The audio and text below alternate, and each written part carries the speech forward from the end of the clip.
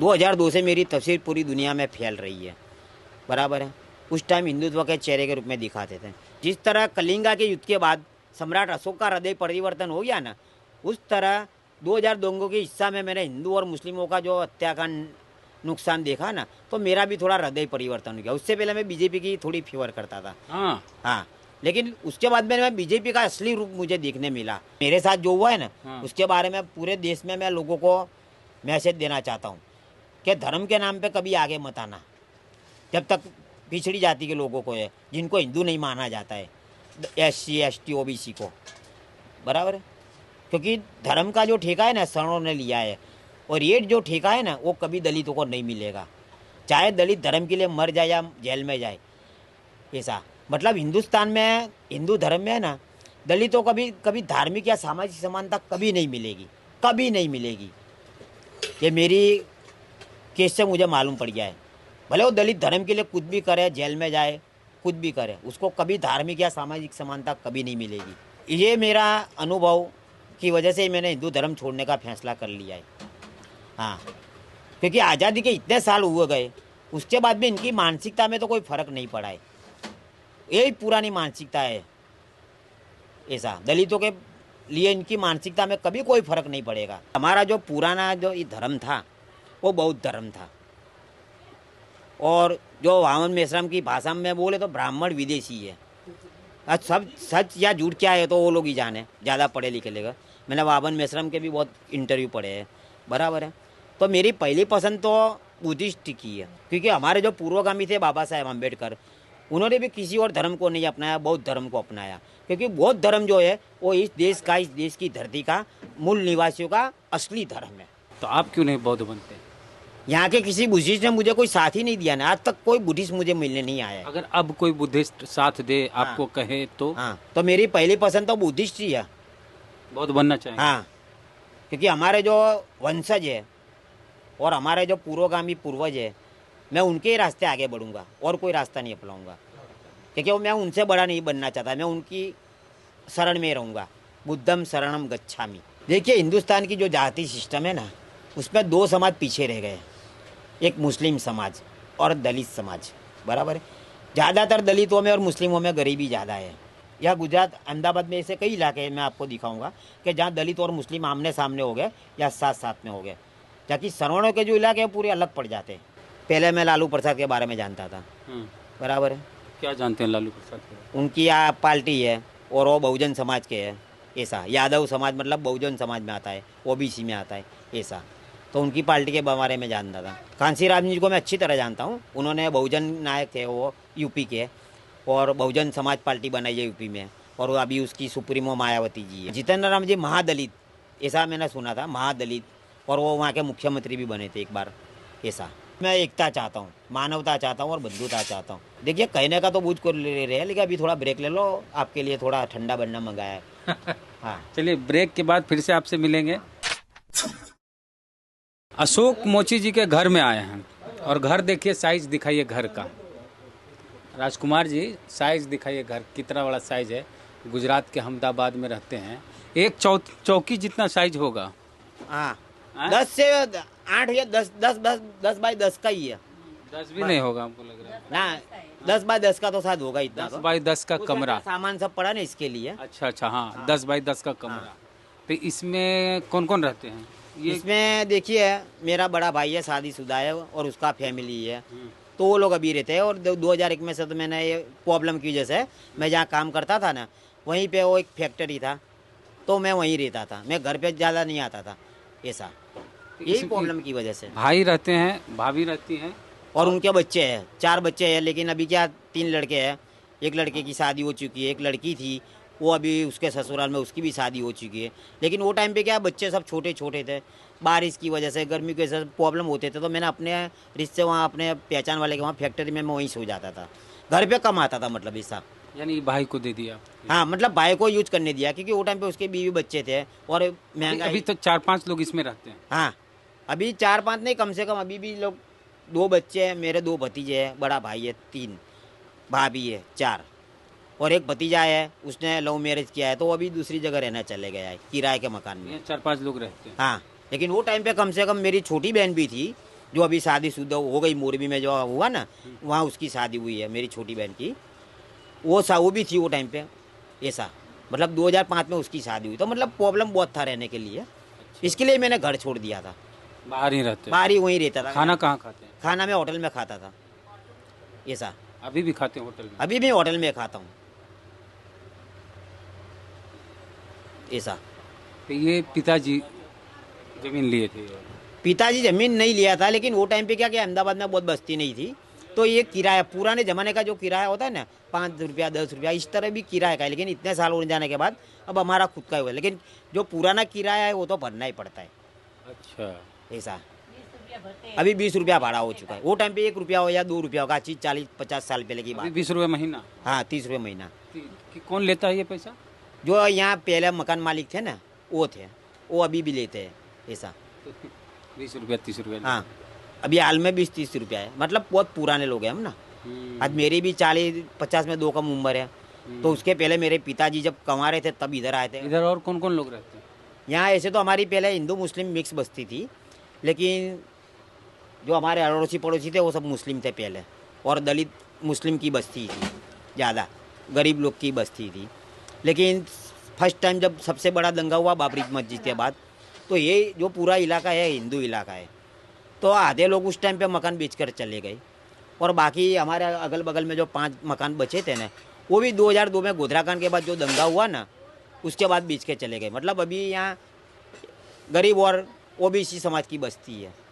राजस्थान के लोग जो गुजरात में कमाने आए हो अहमदाबाद में, उन लोगों ने मकान लिए है, ऐसे लोग सब रहते हैं, मिक्स रहते हैं। आप बोले थे कि हम धर्म छोड़ेंगे और जाति भी छोड़ देंगे। हाँ। अच्छा, धर्म छोड़ के आप कम्युनिस्ट या वामपंथी बनना चाहते हैं, बौद्ध क्यों नहीं बनना चाहते हैं? एग्जैक्ट की रीज़न हमको दीजिए। देखिए 2002 से मेरी तस्वीर पूरी दुनिया में फैल रही है, बराबर है। उस टाइम हिंदुत्व के चेहरे के रूप में दिखाते थे। फिर 2012 में एक मुस्लिम सामाजिक कार्यकर्ता मेरे पास आए, हमारे इलाके के, शाहपुर इलाके के, जो मुझे बचपन से जानते थे, वो इसी इलाके के हैं। तो उन्होंने मुझे कुतुबुद्दीन अंसारी से मेरी मुलाकात कराई। बताइए। मैं खुद कहीं नहीं गया था किसी के पास, कभी आरएसएस के, बीजेपी के, किसी के पास मैं नहीं गया था, बराबर है।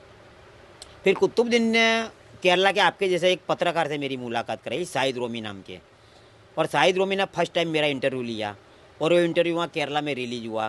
तो वहाँ की जो सीपीएम पार्टी है, उन्होंने 2014 में हमको वहाँ आमंत्रित किया था, मुझे और कुतुबुद्दीन अंसारी को, और वहाँ एक स्टेज प्रोग्राम था, और उस स्टेज प्रोग्राम में हमारी दोनों की पहचान हुई। उसके पहले हमारी तस्वीर के बारे में कोई मीडिया नहीं दिखा था, सिर्फ हिंदुत्व के चेहरे के रूप में दिखा था ऐसा। लेकिन पर्सनल मेरे बारे में कभी कोई मीडिया वाले ने खुद नहीं लिखा है कि तस्वीर इसकी है, ऐसा कभी नहीं लिखा था। और 2014 के बाद मेरा केरला से रिश्ता हो गया, कुतुबुद्दीन से भी दोस्ती हो गई। लेकिन गुजरात में आज तक मेरे पास दलित समाज का कोई ठेकेदार, हिंदू समाज का कोई ठेकेदार, कोई बुद्धिस्ट या गुजरात का कोई कम्युनिस्ट आज तक मुझे मिलने नहीं आया। कभी सोचे थे कि बौद्ध धर्म अपनाना है? देखिए ऐसे तो मैंने पूरा देश का इतिहास जान लिया है कि इस देश का इतिहास का है, बराबर। यूट्यूब के माध्यम से मैंने पूरे देश का इतिहास जान लिया है कि हमारा जो पुराना जो ये धर्म था वो बौद्ध धर्म था। और जो वामन मेश्राम की भाषा में बोले तो ब्राह्मण विदेशी है। अब सब सच या झूठ क्या है तो वो लोग ही जाने, ज़्यादा पढ़े लिखे लेगा। मैंने वामन मेश्राम के भी बहुत इंटरव्यू पढ़े हैं, बराबर है। तो मेरी पहली पसंद तो बुद्धिस्ट की है, क्योंकि मेरे वीडियो में किसान आंदोलन में जब मैं गया ना, तो उसके बाद में किसी ने मेरा एक ऐसा वीडियो बनाया है जिसमें मेरी गिनती सम्राट अशोक के साथ में की गई है। तो बौद्ध धर्म मेरी पहली पसंद है, क्योंकि हमारे जो पूर्वगामी थे बाबा साहेब अम्बेडकर, उन्होंने भी किसी और धर्म को नहीं अपनाया, बौद्ध धर्म को अपनाया। क्योंकि बौद्ध धर्म जो है वो इस देश की धरती का मूल निवासियों का असली धर्म है। जब जान रहे बाबा साहब अपनाए, हाँ। और इस सबसे पुरानी आपके अनुसार है कि हाँ। मूल निवासियों का धर्म है, हाँ। तो आप क्यों नहीं बौद्ध बनते? यहाँ के किसी बुद्धिस्ट ने मुझे कोई साथ ही नहीं दिया ना, आज तक कोई बुद्धिस्ट मुझे मिलने नहीं आया है। अगर अब कोई बुद्धिस्ट साथ दे, आपको कहे तो? हाँ, तो मेरी पहली पसंद तो बुद्धिस्ट ही है, बौद्ध बनना चाहिए। हाँ, क्योंकि हमारे जो वंशज है और हमारे जो पूर्वगामी पूर्वज है, मैं उनके ही रास्ते आगे बढ़ूंगा और कोई रास्ता नहीं अपनाऊंगा। क्योंकि मैं उनसे बड़ा नहीं बनना चाहता, मैं उनकी शरण में रहूँगा। बुद्धम शरणम गच्छामि, ऐसा। कांसीराम जी को जानते हैं? कांसीराम जी को मैं अच्छी तरह जानता हूँ। उन्होंने बहुजन नायक थे, वो यूपी के, और बहुजन समाज पार्टी बनाई है यूपी में, और वो अभी उसकी सुप्रीमो मायावती जी है, ऐसा। बिहार के किसी दलित नेता को जानते हैं? बिहार के दलित नेता में तो देखो ज़्यादातर है ना, पहले मैं लालू प्रसाद के बारे में जानता था, बराबर है। क्या जानते हैं लालू प्रसाद के बारे उनकी आप पार्टी है और वो बहुजन समाज के है, ऐसा। यादव समाज मतलब बहुजन समाज में आता है, ओबीसी में आता है, ऐसा। तो उनकी पार्टी के बारे में जानता था, ऐसा। में? और फिर नीतीश कुमार के बारे में अखबारों में जो आता रहता है यूपी बिहार के बारे में, तो ये जो बड़े बड़े नेता है ना, उसी के बारे में जानता हूँ। जीतन राम मांझी के नाम सुना? हाँ, जितेंद्र राम जी महादलित, ऐसा मैंने सुना था, महादलित। और वो वहाँ के मुख्यमंत्री भी बने थे एक बार, ऐसा। चिराग पासवान का नाम सुना? चिराग पासवान का नाम है, वो रामविलास पासवान के बेटे के रूप में जानता हूँ। और रामविलास पासवान मेरे ख्याल से साथ बीजेपी में मंत्री थे, ऐसा। बीजेपी के साथ अलायंस में उनकी हाँ। अपनी पार्टी। अपनी पार्टी है, ऐसा। ज़्यादातर यहाँ यूपी बिहार का नहीं होता है, था गुजरात का लोकल ज़्यादा आता है। यूपी का बढ़िया से जानते हैं। हाँ, यूपी का भी जानता हूँ, ऐसा। तो आप दिल्ली कभी, मतलब केरला के बाद कहीं और गए हैं? गुजरात से बाहर कहाँ कहाँ गए? गुजरात के बारे में मुंबई गया हूँ। जब गुजरात में 2016 में ऊना कांड हुआ, और ऊना कांड में मैं भी गया था अस्मिता यात्रा में, लेकिन अस्मिता यात्रा में मेरी और मेवानी की थोड़ी हाँ बताएं। वो हो चुका था, तो वहाँ मुझे बोलने का मौका नहीं दिया उन लोगों ने। फिर कम्युनिस्ट पार्टी ने 2017 में मुंबई में एक प्रोग्राम किया था, तो उस प्रोग्राम में ऊना वालों को और मुझे, हम सबको वहाँ मुंबई में ले गए थे, ऐसा। केरला गए, मुंबई, और कहीं देश में नहीं गए? और मैं किसान आंदोलन में जब गया तो हरियाणा राजस्थान का जो रेवाड़ी बॉर्डर है वहाँ तक गया हूँ, और वहाँ में एक कम से कम 15 दिन महीना रुका था 2 साल पहले किसान आंदोलन में। किसान आंदोलन में? हाँ, उसके बाद हम गुजरात के बाहर कहीं नहीं गए, क्योंकि हमारे पास उतना पैसा ही नहीं है कि ट्रैवलिंग के लिए जावे या एजुकेशन के लिए जावे, ऐसा। आप अपनी ज़िंदगी से देश के बहुजन दलित को क्या सबक देना चाहते हैं? मैं देश के बहुजन दलित समाज को यही मैसेज जाता हूँ कि कम रोटी खाओ लेकिन बच्चों को एजुकेटेड करो। बाबा साहब ने भी यही कहा है, मैं भी वही कहता हूँ कि शिक्षित बनो, क्योंकि शिक्षित बनोगे ना तो ही तुम दुनिया को जान सकोगे, वरना तुम्हें धर्म जाति के चक्कर में ज़िंदगी पूरी कर डालोगे। अब जो गुजरात में चल रहा है ना, अभी गुजरात में जाती हो, पहले गुजरात में 2001 में मोदी आया, उसके बाद में गुजरात में कौमवाद चला था। जब कौमवाद का मुद्दा, हिंदुत्व का मुद्दा थोड़ा वो हो गया, तो 2012 में मोदी जी ने विकास का मुद्दा लिया, विकास लेमट है, बराबर है। और उसके बाद में क्या है कि जब 2014 में पार्लियामेंट का इलेक्शन हुआ और गुजरात में से मोदी जी प्रधानमंत्री बने, तो यहाँ का क्या हुआ कि मैं नहीं जानता, लेकिन हार्दिक पटेल नाम का एक युवा अनामत पटेल पाटीदार आंदोलन बोले कि हमारी समाज को ओबीसी समाज में शामिल करो, हमको आरक्षण दो, इसको लेके उसने आंदोलन किया। और उसके आंदोलन की वजह से फिर क्या हुआ कि जो ओबीसी समाज के आरक्षित होते ना, उनकी ओर से अल्पेश ठाकुर नाम का एक लड़का मैदान में आया, उसने ओबीसी बचाओ आंदोलन चलाया। और फिर 2016 या 17 में गुजरात में ऊना कांड हुआ कि चमारों को, जो मरी हुई गाय को चमड़ी निकालते हैं, तो उनको पर गाय की चोरी का आरोप रखा और उनकी बेरहम पिटाई हुई। और ऊना का आंदोलन में फिर जिग्नेश मेवाणी नाम का एक युवा लीडर आया दलित समाज की ओर से, ऐसा। मतलब अभी गुजरात में आपके साथ जो हुआ 2002 में, आपकी तस्वीरें वायरल हुई जिस रूप में, अब कांड को लेके तो नहीं, लेकिन जब भी हिंदुत्व की बात आती है तो दलित बड़े आगे निकलते हैं, झंडा लेके बुलंद करते हैं। वैसे दलितों को क्या सबक देना चाहेंगे अपने जीवन से? देखिए, हिंदुस्तान की जो जाति सिस्टम है ना, उसमें 2 समाज पीछे रह गए, एक मुस्लिम समाज और दलित समाज, बराबर है। ज़्यादातर दलितों में और मुस्लिमों में गरीबी ज़्यादा है। और जो रेसिडेंट व्यवस्था है ना, उसमें दलितों की और मुस्लिमों की बस्ती या तो साथ साथ में होगी या तो आमने सामने होगी। और श्रवण समाजों की जो बस्ती है वो पूरी अलग होती है। श्रवणों की बस्ती में दलितों की बस्ती नहीं होती है, ऐसा है। तो मुस्लिम और दलित बस्ती जो होती है ना, वो आमने सामने होती है या तो साथ साथ में होती है। या गुजरात अहमदाबाद में ऐसे कई इलाके मैं आपको दिखाऊंगा कि जहाँ दलित और मुस्लिम आमने सामने हो गए या साथ साथ में हो गए, जबकि श्रवणों के जो इलाके हैं पूरे अलग पड़ जाते हैं।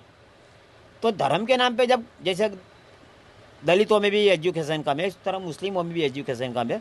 तो जब एक चीज़ हम इसमें बताना चाहेंगे कि जो 2 तस्वीरें वायरल हुई 2002 कांड को लेके, एक आपका है, आप दलित, और एक कुतुबुद्दीन अंसारी। अंसारी जो होते हैं मुस्लिमों में पिछड़ी जाति, पसमानदा होते हैं। हाँ तो दोनों पिछड़ी जाति के लोग थे। हाँ दो चेहरे, दोनों बैकवर्ड। हाँ। अंसारी के बारे में मैं कुछ नहीं जानता था कि जब तक गुजरात का मीडिया है ना, न तो मेरी तस्वीर दिखाता था हाँ। और ना अंसारी की तस्वीर दिखाता था। ठीक है, गुजरात के बाहर हम दोनों की तस्वीरों का जम के यूज होता था, लेकिन अंसारी के बारे में मैं कुछ नहीं जानता। अंसारी मेरे बारे में कुछ नहीं जानता था। उसके बाद में 2012 में जब गुजरात के गोधरा कांड के दंगों के 10 साल पूरे हुए ना, तो फर्स्ट टाइम यहाँ के दिव्य भास्कर नाम के अखबार में ओनली अंसारी की तस्वीर आई थी, जिसमें उसकी दंगों वाली तस्वीर दिखाई थी और बाद में वो अपने घर में जो रेडीमेड का काम करता है ना, वो तस्वीर आई थी। लेकिन तब तक मेरी तस्वीर के बारे में तो कुछ आता ही नहीं था। फिर 2012 में हमारे इलाके के शाहपुर इलाके के मुस्लिम सामाजिक कार्यकर्ता जो मुझे भी जानते थे और अंसारी को भी जानते थे, हाँ, ये बता। एक सामाजिक कार्यकर है। अच्छा, उस समय के बाद, उस समय भी आप, जब गुजरात कांड हुआ था, गोधरा कांड हुआ था, उस समय भी आप जूता पॉलिश हाँ, करते? 30 साल से कर रहा हूँ मैं वो काम। 91 में मैंने एसएससी पास करके स्कूल छोड़ दिया, गरीबी की वजह से। आगे पढ़ने के लिए पैसे नहीं थे तो मैंने स्कूल छोड़ दिया, क्योंकि भाई जो था वो भी मजदूर था, वो थोड़ा कमाता था तो अपने भी बच्चों का वो करता था। तो मैं अपने लिए भाई को परेशान करना नहीं चाहता था एजुकेशन के लिए, तो मैंने समझ के आगे पढ़ना ही छोड़ दी थी। और मुझे जो ये काम आता था वो काम मैंने शुरू कर दिया था ऐसा, और भाई मजदूरी पे लग गया था। उम्र कितनी हो गई अभी आपकी? 48, 50 में 2 कम। 50 में तो। हाँ। मकसद क्या है, बाकी जिंदगी कैसे गुजारना चाहेंगे? बाकी- इच्छा क्या है? हाँ। क्या कर नहीं पाएंगे वो नहीं बताए, क्या करना चाहते हैं, ख्वाहिश क्या है? देखिए, ऐसे तो मैं सबके लिए, देश के लिए, देश के गरीबों के लिए और सबके लिए करना चाहता हूँ, लेकिन सामने ऐसा प्लेटफॉर्म भी मिलना चाहिए ना। गुजरात में तो मुझे किसी ने कोई प्लेटफॉर्म नहीं दिया है, कोई पार्टी की ओर से नहीं, कोई समाज की ओर से कोई प्लेटफॉर्म नहीं मिला है ऐसा। केरला वाले ने मुझे स्टेज भी दिया, प्लेटफॉर्म दिया, तो मैंने अपनी भावनाएं भी व्यक्त की, और अब मैं क्या चाहता हूँ वो भी मैंने वहाँ दिखा दिया कि मैं एकता चाहता हूँ, मानवता चाहता हूँ और बंधुता चाहता हूँ ऐसा। ऐसा नहीं, कौमवाद या जातिवाद हम नहीं चाहते। पूरे देश में घूम के हाँ लोगों को जागरूक करना चाहते हैं, इस कोई मनसा? हाँ, गुजरात के बारे में जो हो रहा है, मेरे साथ जो हुआ है ना, हाँ। उसके बारे में पूरे देश में मैं लोगों को मैसेज देना चाहता हूँ कि धर्म के नाम पे कभी आगे मत आना। जब तक पिछड़ी जाति के लोगों को है, जिनको हिंदू नहीं माना जाता है, SC ST OBC को, बराबर है, क्योंकि धर्म का जो ठेका है ना सवर्णों ने लिया है, और ये जो ठेका है ना वो कभी दलितों को नहीं मिलेगा, चाहे दलित धर्म के लिए मर जाए या जेल में जाए ऐसा। मतलब हिंदुस्तान में, हिंदू धर्म में है ना, दलितों को कभी धार्मिक या सामाजिक समानता कभी नहीं मिलेगी, कभी नहीं मिलेगी। ये मेरी केस से मुझे मालूम पड़ गया है। भले वो दलित धर्म के लिए कुछ भी करे, जेल में जाए, कुछ भी करे, उसको कभी धार्मिक या सामाजिक समानता कभी नहीं मिलेगी। यही मैसेज देना चाहिए। यही मैसेज देना चाहता हूँ। बिहार, यूपी, हाँ। अलग अलग जगह। और ये मेरा अनुभव की वजह से ही मैंने हिंदू धर्म छोड़ने का फैसला कर लिया है। हाँ, क्योंकि आज़ादी के इतने साल हुए गए, उसके बाद भी इनकी मानसिकता में तो कोई फर्क नहीं पड़ा है। यही पुरानी मानसिकता है ऐसा। दलितों के लिए इनकी मानसिकता में कभी कोई फर्क नहीं पड़ेगा ऐसा। हाँ, और कुछ कहना रह गया? देखिए, कहने का तो मुझ को ले रहे हैं, लेकिन अभी थोड़ा ब्रेक ले लो, आपके लिए थोड़ा ठंडा बनना मंगाया है। हाँ चलिए, ब्रेक के बाद फिर से आपसे मिलेंगे। नाम आपका अशोक है। हाँ, जब मेरा जन्म हुआ आज से 48 साल पहले, 48 पहले, तो मेरे माँ बाप ने मेरा नाम अशोक रखा था। अब उस टाइम तो मुझे मालूम नहीं था कि अशोक का मतलब क्या है। फिर जैसे मैं 10 तक एजुकेशन हुआ, तो सबसे पहले मुझे भारत का जो तिरंगा है, उस तिरंगे के बीच में जो चक्र है, उस चक्र के बारे में मालूम पड़ा। इस चक्र को अशोक चक्र क्यों बोलते हैं, तो मैंने उसके बारे में जानने की कोशिश की। तो उसके बारे में जब मुझे जानने मिला, तो मुझे सम्राट अशोक के बारे में जानने मिला कि ये चक्कर जो है ना, सम्राट अशोक के बौद्ध धर्म में से लिया गया हुआ है। सांची सपूत जो बोलते हैं ना, ऐसी कोई जगह से लिया गया है ऐसा। और हमारे देश का जो भारतीय चिन्ह, जब ये मोदी जी ने दिल्ली में नया सिंह बनाया ना, क्या बोलते हैं उसको, वो 3 सिंहों वाला, हाँ, सत्यमेव जयते वाला, वो भी सम्राट अशोक के स्तंभ में से लिया गया हुआ है ऐसा। तो मैंने सोचा कि अपने माँ बाप ने जब अपना नाम अशोक रखा है, अब एजुकेटेड होने का, मेरिट साबित करने का और कोई मौका तो नहीं मिला, तो कम से कम अपने नाम को तो सार्थक करके दिखावे ना। कैसे? और उसका मुझे मौका भी मिल गया। गुजरात में 2002 में गोधरा कांड हुआ, और गोधरा कांड के दरमियान मैंने जो हिंसा देखी, और जब मैंने तो सिर्फ एक आदमी इंसानियत की तरह सिर्फ गुस्सा और आक्रोश दिखाया था, लेकिन मीडिया की गलत फहमी के से मीडिया ने मुझे उस दंगों का पूरा चेहरा बना दिया था। तो जिस तरह कलिंगा के युद्ध के बाद सम्राट अशोक का हृदय परिवर्तन हो गया ना, उस तरह 2000 दंगों के हिस्सा में मैंने हिंदू और मुस्लिमों का जो हत्याकांड नुकसान देखा ना, तो मेरा भी थोड़ा हृदय परिवर्तन हो गया। उससे पहले मैं बीजेपी की थोड़ी फेवर करता था, हाँ, लेकिन उसके बाद में मैं बीजेपी का असली रूप मुझे देखने मिला। 2002 के बाद बीजेपी का मुझे असली रूप दिखा। और इसमें क्या है कि इन्होंने की जो आरएसएस की और बीजेपी की जो चालबाजी की है, मालूम है कि दलित समाज के जो पढ़े लिखे लोग होते हैं ना, ऐसे लोगों को अपनी तरफ खींच लेते हैं। ऐसा तो नाम को कैसे सार्थक करेंगे? नाम को तो मैंने सार्थक कर ही दिया है ना। ऐसा आप मेरे वीडियो देख लो। बहुत धर्म अपनाना तो चाहता हूँ, लेकिन उसके लिए गुजरात में मुझे कोई प्लेटफॉर्म नहीं मिला। अगर आप प्लेटफॉर्म दोगे तो मैं हमारे पूर्वजों की तरह, हमारे बाबा साहेब आम्बेडकर की तरह, मैं भी बौद्ध धर्म को बुद्धम शरणम गच्छामि, ऐसा धम्म शरणम गच्छामि। मैं ज़्यादा नहीं जानता हूँ बौद्धों के बारे में, लेकिन जो अखबारों में आता है, वीडियो में मैंने देखा तो इतना ही जानता हूँ। ऐसा मेरी पहली पसंद तो बुद्ध धर्म ही रहेगी। हाँ, चिराग पासवान का नाम सुना? चिराग पासवान का नाम है, वो रामविलास पासवान के बेटे के रूप में जानता हूँ। और रामविलास पासवान मेरे ख्याल से साथ बीजेपी में मंत्री थे। बीजेपी के साथ अलायंस में, उनकी हाँ, अपनी पार्टी है। ऐसा ज़्यादातर यहाँ यूपी बिहार का नहीं होता है, था गुजरात का लोकल ज़्यादा था। यूपी का बढ़िया से जानते हैं? हाँ, यूपी का भी जानता हूँ। ऐसा तो आप दिल्ली कभी, मतलब केरला के बाद कहीं और गए हैं? गुजरात से बाहर कहाँ कहाँ गए? गुजरात के बारे में मुंबई गया हूँ। जब गुजरात में 2016 में ऊना कांड हुआ, और ऊना कांड में मैं भी गया था अस्मिता यात्रा में, लेकिन अस्मिता यात्रा में मेरी और मेवाणी की थोड़ी बताए वो हो चुका था, तो वहाँ मुझे बोलने का मौका नहीं दिया उन लोगों ने। फिर कम्युनिस्ट पार्टी ने 2017 में मुंबई में एक प्रोग्राम किया था, तो उस प्रोग्राम में ऊना वालों को और मुझे, हम सबको वहाँ मुंबई में ले गए थे। ऐसा केरला गए, मुंबई, और कहीं देश में नहीं गए? और मैं किसान आंदोलन में जब गया तो हरियाणा राजस्थान का जो रेवाड़ी बॉर्डर है वहाँ तक गया हूँ, और वहाँ मैं कम से कम 15 दिन महीना रुका था 2 साल पहले किसान आंदोलन में। हाँ, उसके बाद हम गुजरात के बाहर कहीं नहीं गए, क्योंकि हमारे पास उतना पैसा ही नहीं है कि ट्रैवलिंग के लिए जावे या एजुकेशन के लिए जावे। ऐसा आप अपनी ज़िंदगी से देश के बहुजन दलित को क्या सबक देना चाहते हैं? मैं देश के बहुजन दलित समाज को यही मैसेज जाता हूँ कि कम रोटी खाओ, लेकिन बच्चों को एजुकेटेड करो। बाबा साहब ने भी यही कहा है, मैं भी वही कहता हूँ कि शिक्षित बनो, क्योंकि शिक्षित बनोगे ना तो ही तुम दुनिया को जान सकोगे। शुक्रिया। जय भीम, जय भारत।